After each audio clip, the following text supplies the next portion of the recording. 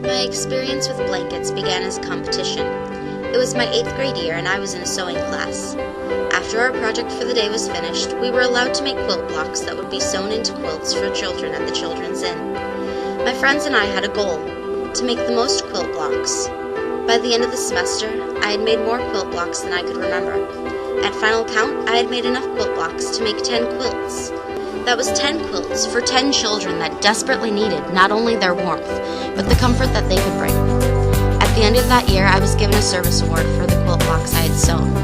My teacher delivered my 10 quilts along with the other quilts that had been made by my peers and came back with stories of the smiles on the children's faces. These quilts were just the beginning.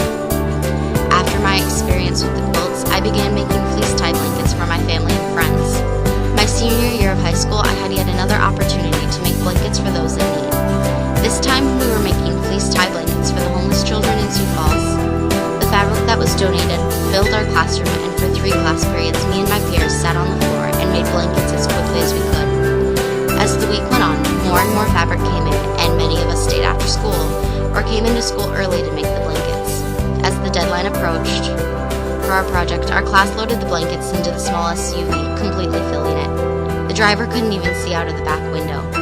I learned many things from this experience, but most of all, I learned that you can help others while doing something that you love.